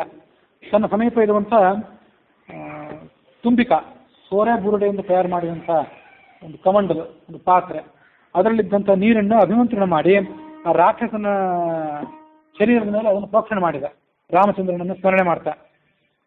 ಅದು ವಸಂತ ಋತುವಿನ ಕಾಲ ಆಗಿತ್ತು. ಅದಕ್ಕಾಗಿ ರಾಕ್ಷಸನಿಗೆ ಪೂರ್ವ ಜನ್ಮದ ಸ್ಮರಣೆ ಬಂತು. ರಾಕ್ಷಸ ಶಾಂತನಾಗಿ ದೂರದಲ್ಲಿ ನಿಂತ್ಕೊಂಡು ಆ ಶಂಭುವಿಗೆ ವಿಜ್ಞಾಪನೆ ಮಾಡಿದ, ರಾಕ್ಷಸ ಶರೀರದಿಂದ ನನ್ನನ್ನು ವಿಮೋಚನೆ ಮಾಡು. ಇವನು ಕೇಳಿದ, ನಿನಗೆ ರಾಕ್ಷಸ ಜನ್ಮ ಯಾಕೆ ಬಂತು? ಅವನು ತನ್ನ ಕಥೆ ಹೇಳಿದ, ನಾನು ಜನಸ್ಥಾನದಲ್ಲಿ, ಈ ರಾಮ ವನವಾಸಕ್ಕಾಗಿದ್ನಲ್ಲ ಆ ಸ್ಥಳದಲ್ಲಿ ವಾಸ ಮಾಡಿಕೊಂಡಿದ್ದೆ. ಕರ್ಮ ಪರಾನ್ಮುಖ, ಬ್ರಾಹ್ಮಣ ಹೌದು, ಆದರೆ ಯಾವ ವೈದಿಕ ಕ್ರಿಯೆಗಳನ್ನು ನಾನು ಮಾಡ್ತಿರ್ಲಿಲ್ಲ. ದುಷ್ಟನಾಗಿದ್ದೆ. ಪ್ರತಿಗ್ರಹ ಪರಹ, ದಾನ ತಗೊಳ್ಳೋದಂದ್ರೆ ಕೈ ಮುಂದು. ಪಾಪಿಷ್ಠ, ಕೆಟ್ಟ ಚಟಗಳು ಬೇರೆ. ಒಮ್ಮೆ ನನ್ನ ಪತ್ನಿ ಚೈತ್ರ ಸ್ನಾನಕ್ಕೆ ಹೋಗಬೇಕು ಅಂತ ಹೊರಟ್ಲು, ಅಯೋಧ್ಯದ ಕಡೆಗೆ ಹೋಗಬೇಕು ಅಂತ ಹೊರಟ್ಲು. ರಾಮತೀರ್ಥಕ್ಕೆ, ಸ್ನಾನಾರ್ಥಂ ರಾಮತೀರ್ಥಂ ಅಂತಿದೆ. ಆಕೆ ಅಯೋಧ್ಯ ನಗರದ ಕಡೆಗೆ ಹೊರಟಿದ್ಲು, ಅಥವಾ ಜನಸ್ಥಾನ ಅನ್ನೋದು ಕೂಡ ಗೋದಾವರಿ ನದಿ ಇತ್ಯಾದಿ ನದಿಗಳು ಹರಿಯುವಂಥ ಪ್ರದೇಶ, ಅಲ್ಲೆಲ್ಲಾದ್ರೂ ಮತ್ತೊಂದು ರಾಮತೀರ್ಥ ಇದ್ದಿರಬೇಕು ಅಂತವಳು ಹೊರಟ್ಲು.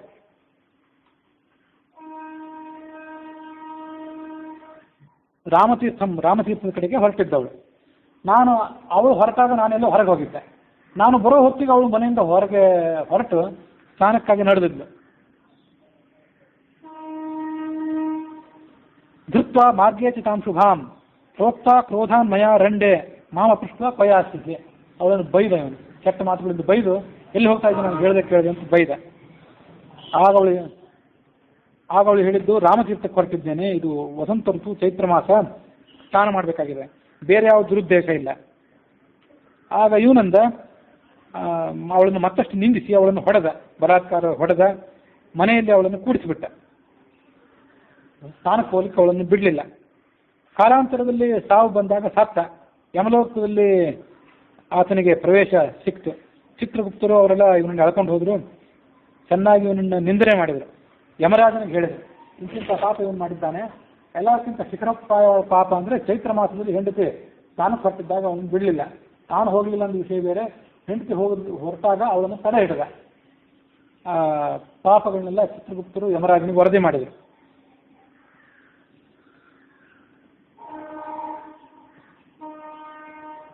ಅದಕ್ಕಾಗಿ ಏನು ಮಾಡಬೇಕು ಅಂದರೆ, ಮೊದಲು ಇವನು ರಾಕ್ಷಸ ಜನ್ಮಗಳನ್ನು ತಾಳಲಿ, ಮುಂದೆ ರಾಕ್ಷಸ ಜನ್ಮ ಆದ್ಮೇಲೆ ಮತ್ತೆ ನಮ್ಮಲ್ಲಿ ನರಕಕ್ಕೆ ಬರಲಿ, ಇನ್ನೊಂದು ಶಿಕ್ಷೆ ಅನುಭವಿಸಲಿ, ಈ ಪಾಪಗಳನ್ನೆಲ್ಲ ಆತ ತೊಳ್ಕೊಳ್ಳಿ. ಆ ಯಮ ಹೇಳಿದ, ಆಗಲಿ ಹಾಗೆ ಆಗಲಿ, ಸದ್ಯದಲ್ಲಿ ಅವನಿಗೆ ರಾಕ್ಷಸ ಜನ್ಮ ಕೊಟ್ಟು ಇವನು ಭೂಲೋಕ ತನಕ ತಲುಪಿಸಿ ಬನ್ನಿ. ಅದು ಸಾಯುವಾಗ ನಮ್ಮನ್ನು ಎಳ್ಕೊಂಡು ಹೋಗ್ತಾರೆ ನಮ್ಮ ಜೊತೆಗಿದ್ದು, ಹುಟ್ಟುವಾಗ ನಮ್ಮನ್ನು ಇಲ್ಲಿ ತನಕ ತಂದು ಬಿಡ್ತಾರೋ ಅದೇನು ನಮಗೆ ಅಷ್ಟು ಗೊತ್ತಿಲ್ಲ. ಅದು ಇಲ್ಲೇನಂದ್ರೆ ಅವನಿಗೆ ಅಲ್ಲೇ ರಾಕ್ಷಸ ಜನ್ಮ ಬಂದು ರಾಕ್ಷಸ ಶರೀರ ಕೊಟ್ಟು ಇಲ್ಲಿ ಬಂದು ಬಿಟ್ಟು ಹೋದ್ರು ಅಂತ ಈಗ ಮಾಹಿತಿ ಇದೆ. ರಾಕ್ಷಸ ಜನ್ಮವನ್ನು ಕೊಟ್ಟರು, ಅಲ್ಲಿ ಬಿಟ್ಟರು, ಹೊರಟೋಗ್ಬಿಟ್ರು ಯಮನ ಕಡೆಗೆ. ಇವನಿಗೆ ಭಯಂಕರವಾದ ನೀರಡಿಕೆ, ಹಸಿವೆ, ಪಂಚವಿಂಶ ಸಹಸ್ರಾಣಿ ವರ್ಷಾಣಿ, 25,000 ವರ್ಷಗಳ ಕಾಲ ಹೀಗೆ ಕಳೆದ ಕಷ್ಟದಿಂದ. ಈಗ ನಿನ್ನ ಸಹವಾಸ ನನಗಾಗಿದೆ ಅಂತ ಶಂಭು ಬ್ರಾಹ್ಮಣನಿಗೆ ಆ ರಾಕ್ಷಸನ ಕಥೆಯನ್ನು ಹೇಳ್ಕೊಂಡ. ಒಂದು ಕ್ಷಣ ಶಂಭು ತನ್ನ ಮನಸ್ಸಿನಲ್ಲಿ ಧ್ಯಾನ ಮಾಡಿದ, ಎಲ್ಲ ಸತ್ಯ ಅಂತ ಅವನಿಗೆ ಗೊತ್ತಾಯಿತು. ರಾಕ್ಷಸ ಯತ್ಪೂರ್ವಂ ಕೃತಂ ವೈ ಸುಕೃತಂ ತ್ವಯಾ ತಸ್ಮಾತ್ ಜಾತ ಸಂಗತಿ ಮೇ ವನೇ ನಿರ್ಮಾನುಷೇ ಶುಭ. ಇಷ್ಟೆಲ್ಲ ಪಾಪ ಮಾಡಿದ್ರು ಸ್ವಲ್ಪ ಏನೋ ಪುಣ್ಯ ಮಾಡಿದ್ದೆ, ಅದಕ್ಕಾಗಿ ನನ್ನ ಧರ್ಮ ಮಾರ್ಗಾವಲಂಬಿಯಾದಂಥ ನನ್ನ ಭೇಟಿ ನಿನಗಾಯಿತು. ಅದೇನು ಮಾಡಿದ್ದೆ ಅಂತಂದರೆ, ಪುಣ್ಯ ಕಾರ್ಯ ಏನು ಅಂದರೆ, ಇಲ್ಲಿ ನೋಡ್ರಿ, ಏಕಾದಶಿ ದಿವಸ ಚೈತ್ರ ಶುಕ್ಲ ಪಕ್ಷದ ಏಕಾದಶಿ ದಿವಸ ಒಬ್ರು ಯಾರೋ ಶ್ರಾದ್ದ ಮಾಡಿದ್ರು. ಶ್ರಾದ್ದ ಮಾಡಿ ನೀನು ಊಟಕ್ಕೆ ಕರೆದಿದ್ರು, ನೀನು ಅಲ್ಲಿ ಊಟಕ್ಕೆ ಹೋಗಿದ್ದೆ, ತಾಂಬೂಲ ದಕ್ಷಿಣೆ ಎಲ್ಲ ಕೊಟ್ಟರು, ಯಥಾ ಪ್ರಕಾರ ಅದನ್ನು ಸುತ್ತಕೊಂಡೆ ಮಂಟದಲ್ಲಿ. ಕಟ್ಯಾಂ ವಸ್ತ್ರೇ ತ್ವಯಾ ಧೃತಃ. ದ್ವಾದಶಿ ದಿವಸ ಏಕಾದಶಿ ದಿವಸ ಭೋಜನ ಮಾಡಿ ಮನೆಗೆ ಬಂದವನು ದಕ್ಷಿಣೆ ಅಲ್ಲೇ ಇಟ್ಕೊಂಡು, ಅದು ಬಿಚ್ಚಿರಲಿಲ್ಲ. ದ್ವಾದಶಿ ದಿವಸ ಬೆಳಗ್ಗೆ ಎದ್ದು ಸ್ನಾನ ಮಾಡಬೇಕು ಅಂತ ಹೋದ. ಅದು ಹೋದಾಗ ಆ ಸ್ನಾನ ಮಾಡಬೇಕು ಅಂತ ಹೋದಾಗ ಅದು ಯಾವುದೋ ನದಿ ಗೌತಮಿ ತಟ, ಗೋದಾವರಿ ನದಿ ತೀರ. ಆ ನದಿ ತೀರದಲ್ಲಿ ಇವನು ಆ ವಸ್ತ್ರವನ್ನು ಬದಲಾಯಿಸ್ಕೊಳ್ಳೋದ್ರಲ್ಲಿದ್ದಾಗ ದಕ್ಷಿಣೆ ಹಣ್ಣು ಎಲ್ಲ ಅಲ್ಲೇ ಬಿತ್ತು. ಏಕಾದಶಿ ದಿವಸ ಶ್ರಾದ್ದ ಮಾಡಿದ್ದು ಅಂತಿದೆ, ಅದು ಬೇರೆ ಬೇರೆ ಪದ್ಧತಿಗಳು ಅಂತ ತಿಳ್ಕೊಳ್ಬೇಕು. ವಿಸ್ತೃತ ಗೌತಮಿ ತಟೆ ದಕ್ಷಿಣಾ ಸಹಿತೋ ದೃಷ್ಟ ನಕೇನಾಪಿ ದ್ವಿಜೇನವೈ, ಯಾರೂ ಅದನ್ನು ನೋಡಲಿಲ್ಲ. ಗೃಹೀತ್ವಾ ಸಹಿ ದ್ವಾದಶ್ಯಾಂ ನಜ್ಞಾತಶ್ಚ ತ್ವಯಾ ಪುನಃ. ಅವನಿಗೆ ಕಾಣದಂತೆ ಅದ ದಕ್ಷಿಣೆ ಎಲ್ಲ ಅಲ್ಲೇ ಬಿತ್ತು. ಮುಂದೆ ಅದನ್ನು ಮತ್ತೊಬ್ಬ ಅವನು ಬ್ರಾಹ್ಮಣ ಅಲ್ಲಿ ಬಂದವನು ತೊಗೊಂಡ್ಬಿಟ್ಟ, ಮತ್ತೊಬ್ಬ ಸ್ಥಾನಕ್ಕೆ ಬಂದವನು ತೊಗೊಂಡು ಹೋಗಿಬಿಟ್ಟ. ಮತ್ತು ಚೈತ್ರ ಮಾಸದಲ್ಲಿ ತಿಳಿದೇ ಆದರೂ ದಾನ ಕೊಟ್ಟಿದ್ರು ಪುಣ್ಯ ಏನು. ಅದಕ್ಕೆ ತೈತಿರಿಯ ಉಪನಿಷತ್ತು ಹೇಳ್ತದೆ, ಶುದ್ಧಯಾ ಧ್ಯೇಯಂ ಧಿಯಾ ಧ್ಯೇಯಂ ಸಂವಿದಾ ಧ್ಯೇಯಂ. ಶುದ್ಧಯಾ ಧ್ಯೇಯಂ, ಶುದ್ಧೆಯಿಂದ ದಾನ ಮಾಡಿ. ಅಲ್ಲಿ ಶುದ್ಧಯಾ ಧ್ಯೇಯಂ ಅಶುದ್ಧಯಾ ಧ್ಯೇಯಂ, ಅಶುದ್ಧಯಾ ಧ್ಯೇಯಂ ಅಂತ ಒಂದು ಮಾತಿದೆ. ಶುದ್ಧೆಯಿಂದ ದಾನ ಮಾಡ್ಲಿಕ್ಕೆ ಆಗೋದಿಲ್ಲ, ಅಶುದ್ಧೆಯಿಂದ ಆದರೂ ದಾನ ಮಾಡಿ, ಹೋಗಿ ತೊಗೊಂಡೋಗಿ ಸಹಾಯ ಆ ಕಡೆ ಅಂತ ಹಾಗಾದರೂ ದಾನ ಮಾಡಿ, ಅದಕ್ಕೊಂದು ಸ್ವಲ್ಪ ಪುಣ್ಯ ಇದೆ. ಬೇರೆ ಬೇರೆ ಥರ ವ್ಯಾಖ್ಯಾನ ಮಾಡ್ತಾರೆ. ಅಶುದ್ಧಯ ಅದೇಯಂ, ಅಶುದ್ಧೆಯಿಂದ ದಾನ ಮಾಡಬೇಡಿ ಅಂತ ವ್ಯಾಖ್ಯಾನ ಮಾಡ್ತಾರೆ. ಇರಲಿ, ಸಾಧ್ಯ ಆಗದೇ ಇದ್ರೆ ಅಶುದ್ಧೆಯಿಂದ ಆದರೂ ಅಸಡ್ಡೆಯಿಂದ ಆದರೂ ದಾನ ಮಾಡು. ಸಂವಿದಾ ದೇಯಂ, ಜ್ಞಾನಪೂರ್ವಕವಾಗಿ ದಾನ ಮಾಡು. ಧಿಯಾ ದೇಯಂ, ಭಯಪೂರ್ವಕವಾಗಿ ಧ್ಯಾನ ಮಾಡು. ತೈತ್ರಿಯ ಉಪನಿಷತ್ತಿನ ಮಾತುಗಳು. ಅಂತೂ ಅಸಡ್ಡೆಯಿಂದ ಅವನು ದಾನ ಮಾಡಿದ್ರ ಫಲವಾಗಿ ಅವನಿಗೊಂದು ಸಿಕ್ತು ಅಂತ ಒಂದು ಸದ್ಗತಿ. ಉಭಾಭ್ಯಾಂ ಶ್ರಾವಯಿತ್ವಾಥ ಕರ್ಕಶಂ ವಾಕ್ಯಮಬ್ರವೀತ್. ಆ ಕರ್ಕಶ ಅಂತ ಬೇಡದವನೇನಿದ್ದ ಅವನಿಗೆ ಹೇಳಿದ, ಈಗ ನಾವೆಲ್ಲರೂ ಅಯೋಧ್ಯೆ ಕಡೆ ಹೊರಡೋಣ, ಆಗಚ್ಚತ್ವಂ ಸಹೈವಾದ್ಯ ಮಯಾಯೋಧ್ಯಾಂ ಪುರೀಂ ಪ್ರತಿ. ನಾನು ನನ್ನ ಹೆಂಡತಿ ಮತ್ತು ಈ ಕರ್ಕಶ ಅನ್ನುವಂಥ ಬೇಡ್ರವನು 3 ಜನ ಅಲ್ಲಿ ನಾವು ಅಯೋಧ್ಯೆಗೆ ಹೋಗೋಣ. ಸರಿಯೂ ನದಿಯಲ್ಲಿ ಸ್ನಾನ ಮಾಡೋ ನೀನು ಬೇಡ್ರವನು, ಪಾಪ ಕಳ್ಕೋತಿ. ರಾಕ್ಷಸನಿಗೆ ಹೇಳಿದ, ಆದರೆ ನೀನು ಮಾತ್ರ ಇಲ್ಲೇ ಇರು 1 ತಿಂಗಳು, ಅಯೋಧ್ಯೆಗೆ ಬರಬೇಡ. ಅಲ್ಲಿ ನನ್ನ ನೋಡಿ ಯಾರು ಹೆದರಿ ಯಾರು ನಿನ್ನ ಸ್ವರೂಪ ನೋಡಿ, ನೀ ಇಲ್ಲೇ ಇರು. ನಾನು ಮರಳಿ ಬರುವಾಗ ನಿನಗೆ ನಾನು ಪುಣ್ಯ ಕೊಟ್ಟು ನಿನ್ನ ಉದ್ಧಾರ ಮಾಡ್ತೀನಿ, ಸುಳ್ಳು ತಿಳ್ಕೊಬೇಡ ನನ್ನ ಮಾತನ್ನ ಅಂದ. ಅಯೋಧ್ಯಾಂ ಪ್ರವೇಶ ರಾಕ್ಷಸಾನಂ ನ ವಿದ್ಯತೆ, ಅದಕ್ಕಾಗಿ ನೀನು ಇಲ್ಲೇ ಇರು, ಸಂದೇಹ ಬೇಡ. ಬ್ರಹ್ಮಹತ್ಯೆ ಮಾಡಿದ ಪಾಪ ಗೋಹತ್ಯೆ ಮಾಡಿದ ಪಾಪ, ಯತಿಗಳನ್ನು ನಿಂದನೆ ಮಾಡಿದ ಪಾಪ, ಮದ್ಯಪಾನ ಮಾಡಿದ ಪಾಪ, ಬಂಗಾರವನ್ನು ಕದ್ದ ಪಾಪ, ಭ್ರೂಣ ಹತ್ಯೆ ಮಾಡಿದ ಪಾಪ, ಚೈತ್ರ ಸ್ನಾನದಲ್ಲಿ ಸ್ನಾನ ಮಾಡದೇ ಇರುವ ಪಾಪ, ಇವೆಲ್ಲವೂ ನನಗೆ ಬಂದು ಒದಗಲಿ. ನಿನ್ನನ್ನು ನಾನು ಉದ್ಧಾರ ಮಾಡದೇ ಇದ್ದರೆ, ಮರಳಿ ಬಂದು ನಿನ್ನನ್ನು ಉದ್ಧಾರ ಮಾಡದೇ ಇದ್ದರೆ, ನಾನು ಸುಳ್ಳು ಆಡಿದ್ದಾದರೆ ನನಗೆ ಈ ಪಾಪ ಬರಲಿ. ಅದಕ್ಕಾಗಿ ಸುಳ್ಳು ಆಡೋದಿಲ್ಲ, ನಾನು ಬಂದೇ ಬರ್ತೀನಿ, ನೀನು ಇಲ್ಲೇ ಇರು.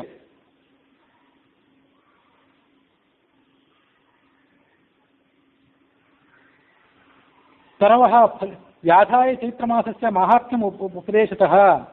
ಹೀಗೆ ಆ ಚೈತ್ರ ಮಾಸದ ಮಹತ್ವವನ್ನು ಹೇಳ್ತಾ ಇದ್ನಲ್ಲ ಶಂಭು, ಆ ವ್ಯಾಧನನ್ನ ಮತ್ತು ರಾಕ್ಷಸನನ್ನಿಬ್ಬರನ್ನು ಉದ್ದೇಶಿಸಿಕೊಂಡು, ಆವಾಗೊಂದಲ್ಲೊಂದು ಕೌತುಕ ಆಯ್ತಂತೆ. ಅದೇನಂದ್ರೆ, ತರವ ಫಲಿನೋ ಜಾತಾಹ, ವೃಕ್ಷಗಳೆಲ್ಲ ಹೂ ಬಿಟ್ಟವು, ಹಣ್ಣು ಬಿಟ್ಟವು. ಪರಿತೋ ದಶಯೋಜನಂ, 10 ಯೋಜನ ಸುತ್ತಮುತ್ತಲಿನ ಪ್ರದೇಶದಲ್ಲೆಲ್ಲ ಹೂ ಹಣ್ಣುಗಳು ಕಾಣಿಸ್ಕೊಂಡು. ಸೌಗಂಧ ಪವನೋ ವವವು, ಸುಗಂಧಪೂರಿತವಾದಂಥ ಗಾಳಿ ಅಲ್ಲೆಲ್ಲ ಕಡೆ ಬೀಸಿತು. ನದಿಯಲ್ಲಿ ಅದು ಬೇಸಿಗೆ ಕಾಲ ಆಗಿದ್ರೂ ಕೂಡ ಸುಖಕರವಾದಂಥ, ಅನುಕೂಲಕರವಾದಂಥ ಪ್ರವಾಹ ತುಂಬಿ ಬಂತು. ನವಿಲುಗಳು ಕುಣಿದವು. ಅದು ನೋಡಿ ಆ ಕರ್ಕಶ ಅನ್ನುವಂಥ ಬೇಡರವನಿಗೂ ಬಹಳ ಸಂತೋಷ ಅನಿಸಿತು. ಇದೇನು ಕಗ್ಗಾಡು ಸುಂದರವಾದಂಥ ವನ ಆಯ್ತಲ್ಲ, ಇದು ಚೈತ್ರ ಮಾಸದ ಮಹತ್ವ ಅಂತ ಅವನು ಅರಿತುಕೊಂಡ. ಆ ಬಳಿಕ ಗಂಡ, ಹೆಂಡತಿಯ, ಬೇಡ ಈ 3 ಜನ ಸೇರಿ ಚೈತ್ರ ಮಾಸದ ಕಡೆಗೆ ಸ್ಥಾನಕ್ಕೆ ಹೊರಟರು. ಅಯೋಧ್ಯ ಪ್ರದೇಶದ ಕಡೆಗೆ ಬಂದರು. ಅಲ್ಲೊಂದು ಭಯಂಕರವಾದ ಶಬ್ದ ಕೇಳಿಸ್ತು ಅವರಿಗೆ. ಅದೇನೆಂದರೆ, ಒಂದು ಆನೆ ಮತ್ತೊಂದು ಸಿಂಹ ಅದರ ನಡುವೆ ನಡೆದಂಥ ಒಂದು ಯುದ್ಧ, ಜಗಳ, ಅದನ್ನು ಇವರಿಗೆ ಕೇಳಿಸ್ತು. ಆನೆ ಮುಂದೆ ಇದೆ, ಸಿಂಹ ಅದನ್ನು ಬೆನ್ನತ್ತಿ ಹೊರಟಿದೆ. ಈ ಓಡ್ತಾ ಅವು ಈ ಶಂಭುವಿನ ಸನ್ನಿಧಾನಕ್ಕೆ ಬಂದವು. ಇವನಿಗೆ ಅಡ್ಡ ನಿಂತು ಶಂಭು ಕೇಳಿದ, ಚೈತ್ರ ಸ್ನಾನಕ್ಕೆ ಎಷ್ಟು ವಿಘ್ನಗಳು ನೋಡು.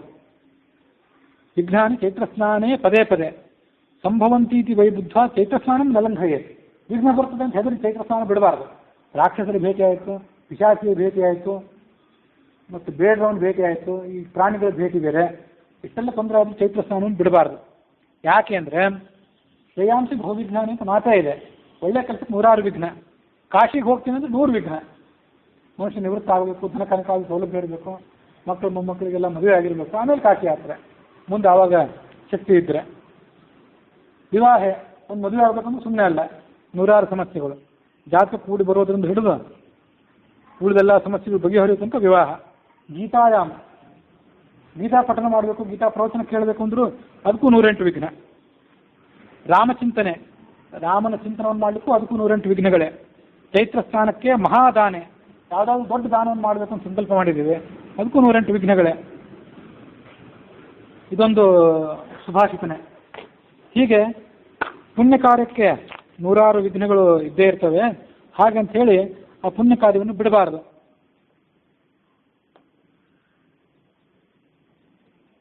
ಹೀಗೆ ಆ ಬ್ರಾಹ್ಮಣ ಹೇಳ್ತಿದ್ದಾಗ ಆ ಚೈತ್ರ, ರಾಮ ಮತ್ತು 2 ಶಬ್ದಗಳು ಕೇಳಿಸ್ತಲ್ಲ ಆ ಹುಲಿ, ಸಿಂಹ ಮತ್ತು ಆನೆಗೆ, ಅವುಗಳಿಗೂ ಪೂರ್ವ ಜನ್ಮದ ಸ್ಮರಣೆ ಬಂತಂತೆ.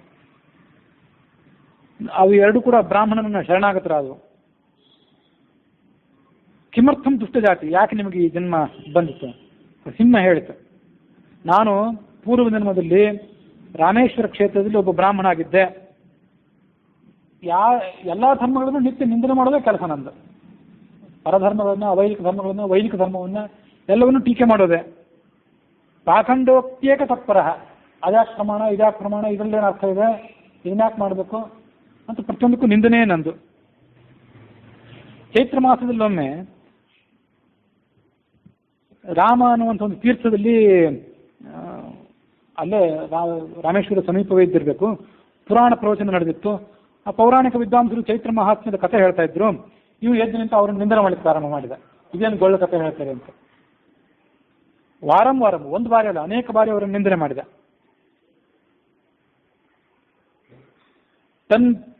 ತನ್ಮತ್ಕೃತಂ ನಿಂದನಂಚ ಕಶ್ಚಿತ್ ಜುಪ್ತ ತಪಸ್ಥಿತಃ ಶುಶ್ರಾವ ಸಕಲಂ ದುಷ್ಟಂ ಯೇನ ಶಪ್ತೋಸ್ಮ್ಯಹಂ ಸದಾ.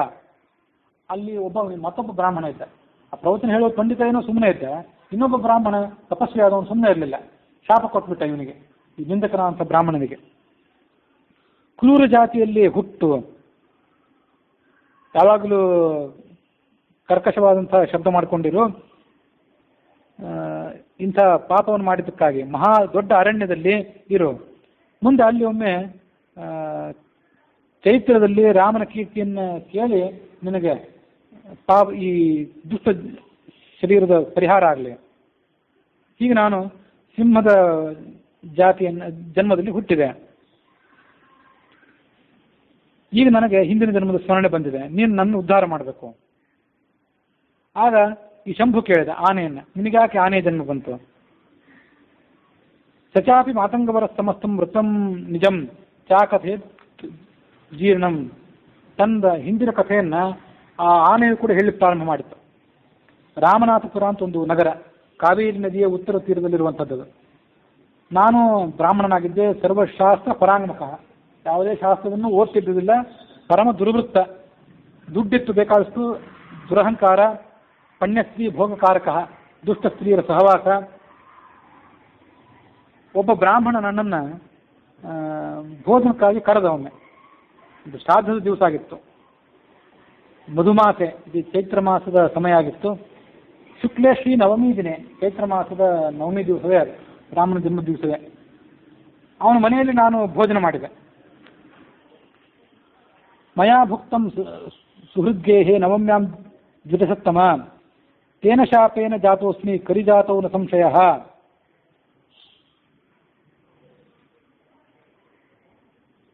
ಆತ ಗೆಳೆಯ ನನ್ನನ್ನು ಕರೆದ ಅಂತ ತಿಳ್ಕೊಂಡು ನಾನು ಊಟಕ್ಕೆ ಹೋಗಬಾರ್ದಿತ್ತು. ಗೆಳೆತನಕ್ಕೆ ಕರೆದು ಬಿದ್ದು ನಾನು ಊಟಕ್ಕೆ ಹೋದೆ. ಯಾಕಂದ್ರೆ ಚೈತ್ರ ಶುಕ್ಲ ನವಮಿ ಆಗಿತ್ತು, ಉಪವಾಸ ಮಾಡಬೇಕಾದ ಕಡ್ಡಾಯ ಆಗಿತ್ತು. ಆ ಕಾಲದಲ್ಲಿ ಅದು ಉಪವಾಸ ಮಾಡಬೇಕು. ಈಗ ಹೇಗೆ ಕೃಷ್ಣಾಷ್ಟಮಿ ಉಪವಾಸಕ್ಕೆ ನಿಮಿತ್ತನೋ ಆಗ ಅಲ್ಲಿ ಚೈತ್ರ ಮಾಸದ ನವಮಿ ಅಂತ ಉಪವಾಸಕ್ಕೆ ನಿಮಿತ್ತ ಆಗಿತ್ತು. ಇವನು ಗೆಳೆತನಕ್ಕೆ ಕಟ್ಟು ಬಿದ್ದು ಭೋಜನ ಮಾಡಿಬಿಟ್ಟ. ಅದ್ರ ಪಾಪದ ಪರಿಹಾರವಾಗಿ ಆನೆಯಾಗಿ ಹುಟ್ಟಿದ, ದುರಹಂಕಾರ್ಯ ಅಂತ ಆನೆಯಾಗಿ ಹುಟ್ಟಿದ.